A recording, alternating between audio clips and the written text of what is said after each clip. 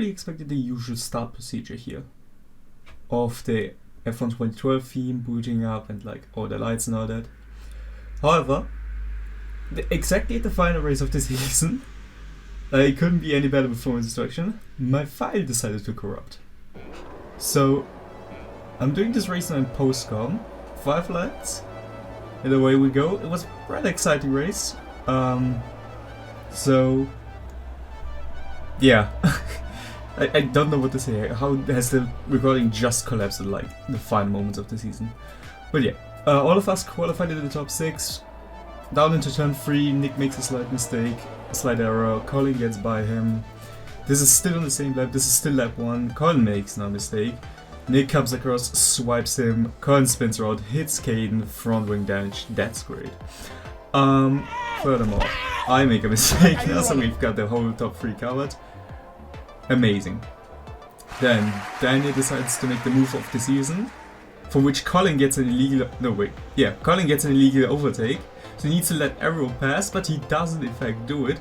So like everyone is just in this giant clusterfuck of a train in the middle of the circuit. Yeah. Daniel later then makes the move on Colin. Colin had wing damage again from that collision with Nick, hence his slow pace. To him we get much good content out of from him. So with his wing damage, obviously Colin decides to do the sensible thing, pitting for another set of wet tires.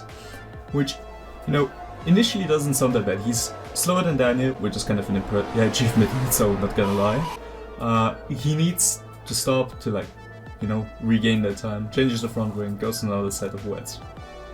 Now, in itself that's a good strategy, because for sure he's gonna be quicker. However, literally 2 laps later, this is me, I dive into the pits. Now you might be wondering, why would I be diving into the pits? And Nick in the background. The weather has dried up, so now we're all on the Inter.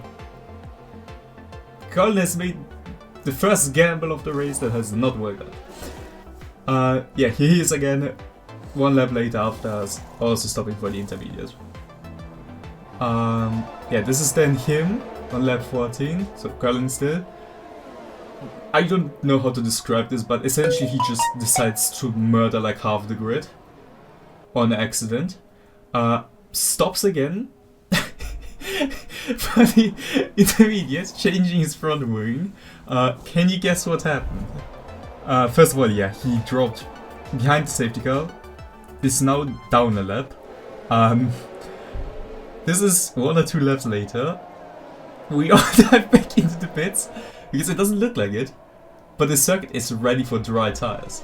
So essentially, Karl has made 2 strategic, genius decisions of pitting twice for front wing damage when he probably shouldn't have. On-go the medium compound of tire. Out he goes again, still a lap down. Everyone but Daniel pit, which is also amazing. Since, like, you know, we're having a restart and Danny decides, yeah, what if I dive into the pits now? So essentially the restart gets underway by me then, followed by Nick. You know, this race has just kind of fallen into chaos overall. So Caden here then makes an amazing move on Daniel, goes down the inside. Daniel obviously doesn't see him. Caden spins around, resets the track, deletes signs, keeps on going with his day as if nothing happened. So then lap 21, you're gonna see this camera a lot. It's a battle between me and Nick for the race win, which is also crucial for the Constructors' Championships, for Haas and AlphaTauri. So Nick, first of all, gets past me here. I'm running a wet start, so I'm like at 911 wings. Obviously have a massive straight line speed disadvantage. Then lap 23.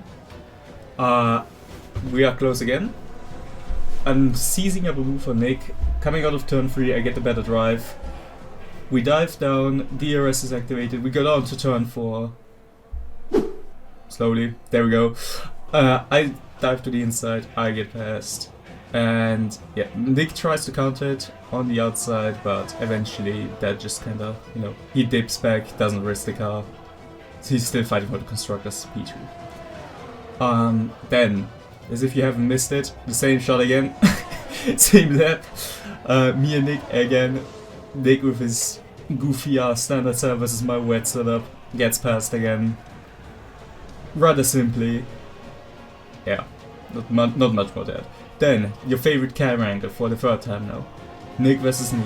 A couple of laps later, I made a mistake during those laps, so yeah. I have only just now caught back up. Using the DRS to good effect, diving down the inside, like Lewis Hamilton did on Lando Norris IRL. Around the outside, Nick somewhat brakes too early, but then gets the switchback beautifully. Slight contact there, however, nothing much more to mention. Rather clean overtake, probably one of the moves of the season if it were up to me. Then again, lap 27, we have me versus Nick. Nick here makes a slight mistake, keep this mistake in mind by the way. Nick makes a slight mistake in the corner there and here. I don't know corner numbers, so I dive down the inside, get around him, around the outside. We are still side by side here. This is like a Lewis Hamilton Albon situation, however we get it done cleanly, and I am now ahead. Then, we just keep going, because like, you know, I'm racing 911 wing seats on standard setup. You can probably imagine what is about to happen to me. To say none the least, he got past me before he even activated the DRS, so that's great. Yeah. He then is ahead again, uses his straight line speed advantage to good effect. I try to counter on him, around turn 3, but I'm not quite close enough. Also notice Nicolas Latifi in the background, he's just vibing there. Then, lap 28, as if you haven't seen it for the 7th time already. Me versus Nick, down into turn 1, me on the outside this time, him on the inside. We go very cleanly through it, unlike Max and Russell. We go through the DRS detection point, Nick again behind, gets a weird exit of the corner, but it still seemed to work. Goes down my inside, gets past again. Some really good racing this was. I wish I had the live comfort because there was a lot of respect shown between us both. Then, your favorite shot, lap 29. We keep on going. Me and Nick. I closed up during the first DRS zone, can't quite make the dive, too far away. Nick, for whatever reason, goes on the outside there, collects the curb. I go around the outside, I also have the DRS, there's no way he's getting past me here. Then, to bring a slight change of pace, here you see Karl making a move on Nicolas Latifi, the AI. He seizes up the move here, goes around the outside, then dives down the inside. And unlike Lewis Hamilton and Albon, he actually manages to pull it through. Goat shit. Then, lap 34, I dive down the inside. At this point I have calculated how to position myself for the final lap. Nick needs to take the outer line, gets a slightly worse drive out of the corner. Again, me using ERS here all the way down the straight to make this move happen. It's a pretty late dive, but I need to be ahead on this lap for my strategy to work.